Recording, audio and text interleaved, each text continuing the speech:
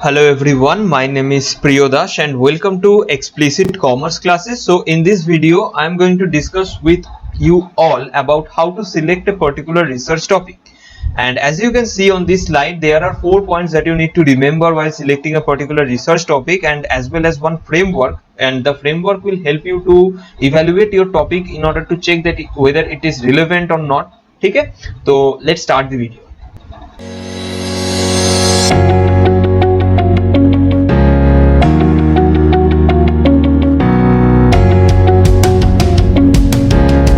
Before going into the main topic, we must have some clear idea about the research topic. What is it? What is a topic, and how it is different from any kind of subject? ठीक है, तो देखिए, a topic is basically a very specific part, and a subject, as we all know, subject is a very broad concept. Okay, for example, subject could be your financial management, and your topic could be like derivative. Okay, so these are the some basic difference. So एक बार read out कीजिए. 1 minute.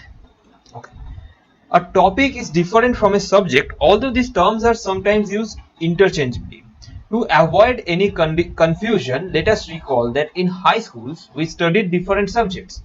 Physics was a subject and Newton's laws of motion was a topic. A subject of a research study refers to broad and general contents, whereas a topic of research is a specific issue being investigated. Okay, so research subject is a very broad, and we cannot do research into an entire subject. We must select some topic from that particular subject. In next point में देखिए, जो researcher होते हैं उनको topic select करने के लिए कुछ कंडीशंस होते हैं जहां पे वो टॉपिक सिलेक्ट नहीं कर सकते खुद से. ठीक है, तो वो कंडीशंस देखिए. Suppose 1 minute. सपोज आप एक स्कॉलरशिप है, और एक स्कॉलरशिप आपको क्यों मिला है? क्योंकि वो स्कॉलरशिप आपको मिला है particular research project. Suppose government aided research project के लिए आपको स्कॉलरशिप मिला है, तो आपका रिसर्च टॉपिक और title is already determined and you have to work on that only. So you can not determine your own topic. ठीक है, ये एक सिचुएशन होता है. और एक सिचुएशन होता है, मान लीजिए आप रिसर्चर जो एकेडमिक डिग्री होता है वो आपको मिल गया, आप पीएचडी कर लिए. उसके बाद आप जब कोई रिसर्च फॉर्म खोलेंगे, तो उस फॉर्म में क्या होगा?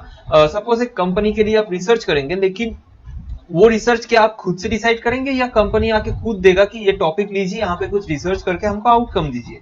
तो that is also pre determined. Okay, so in that case also you can not determine your own research topic. And in next point, the supervisor may suggest some research topics which may be an extension of his prior research. ये भी हो सकता है कि आपका जो supervisor होगा PhD का, वो उनका कुछ प्रीवियस वर्क का एक्सटेंड वर्जन आपको दे सकता है, so that you can enhance the knowledge of the topic and you can also contribute into that particular topic only. And in next case, that is we all do freely, that is we do our own research. Okay, so other research scholars have to select their own topics. It is important to adopt proper strategies so that they do not struggle for this purpose. So for this case, we have to be very careful for selecting a proper research topic.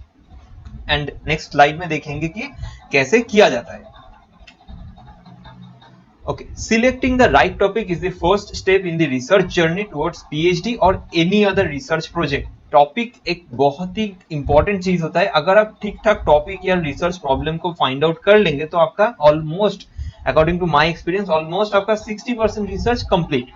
Okay, 60% research complete हो जाता है. ठीक है, next point में देखिए, सबसे पहला point होता है your area of interest. So अभी यहां से शुरू होता है कि how to select your own research topic. So first point is your area of interest. आपका सपोज आपका जो स्पेशलाइजेशन है, जैसे कि मेरा स्पेशलाइजेशन है मार्केटिंग मैनेजमेंट, तो वहां से मेरा कौन सा टॉपिक या कौन सा सब्जेक्ट इंटरेस्टेड है. ठीक है, इंटरेस्ट कौन सा सब्जेक्ट में? मेरा इंटरेस्ट है प्रमोशन में. ओके, तो देखिए, topic which you love the most so that you don't feel demotivated और लैक ऑफ एंथुसियाज्म. अगर रिसर्च तो एक दिन का कोई चीज नहीं होता है ना. रिसर्च करने के लिए एक पेपर सिर्फ मान लीजिए कि 15 पेजेस का एक पेपर रेडी करने के लिए ही आपको सबसे कम टाइम लगेगा, और अच्छा पेपर हो तो 3 महीना तो लग ही जाता है. तो इतना दिन तक आपको जो काम करना पड़ेगा, तो उसके लिए आपको मोटिवेशन चाहिए. तो you should always choose the topic which is your area of interest. Next, brainstorm your area of specialization to see what topic is best for you.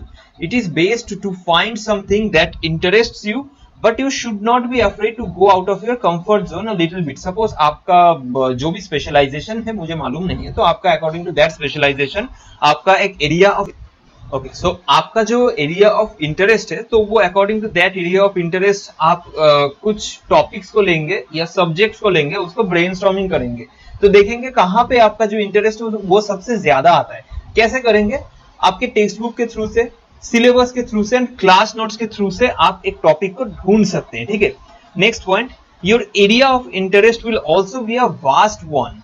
Researchers interest should be either in the core discipline और इन closely related disciplines, ठीक है। Next, you can always and you must analyse your surroundings for your interest.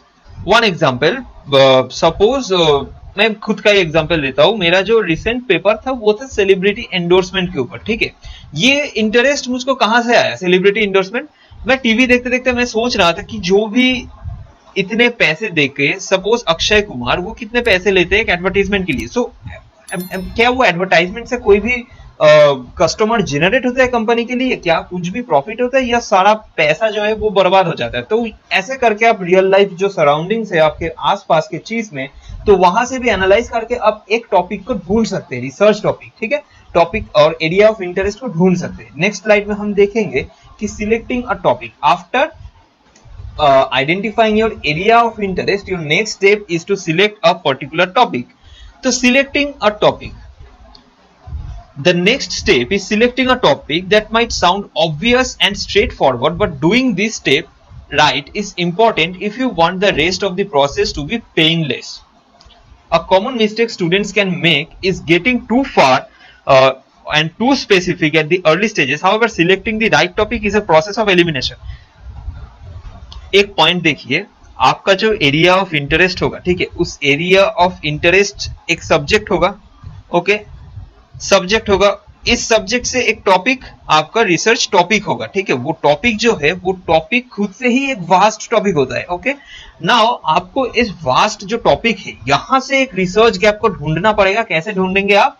वो ढूंढेंगे आप literature review में, जो कि मैं नेक्स्ट वीडियो में बताऊंगा कि कैसे किया जाता है, क्या वेरियस स्टेप्स हैं, और वन टिप दूंगा 3 स्टेप्स के लिए, one tip, so that you can do your literature review very easily, okay. So in this video, so ये टॉपिक होगा, ओके। फिर से सुनिए, ये आपका area of interest, area of interest is nothing but your subject और specialisation, and from that subject you will choose that particular topic that is interesting to you, okay।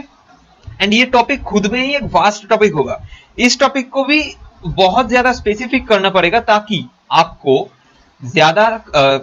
ताकि आपको कम से कम टाइम में, कम मेंटल प्रेशर में, कम पैसा कम खर्च करने के बाद आप ज्यादा जल्दी आप ये रिसर्च कंप्लीट कर पाए, ठीक है। So the objective of starting of with a finalized idea is to save time, but the time you will spend getting to that stage will help you with the rest of the process, so it's best not to rush it। अगर आप जानना चाहते हैं कि एक research title को और एक रिसर्च टॉपिक को कैसे बहुत ही ज्यादा स्पेसिफिक या तो फिर स्पेसिफिक कर सकते हैं, तो उसका भी वीडियो मैंने बनाया हुआ है, तो ये आई बटन में यहाँ पे मिल जाएगा, ओके। तो नेक्स्ट स्लाइड में हम देखेंगे, after determining your area of interest, that is a subject, then after determining your topic, that is after determining your area of interest, that is your subject, and after determining a topic, you have to narrow it down,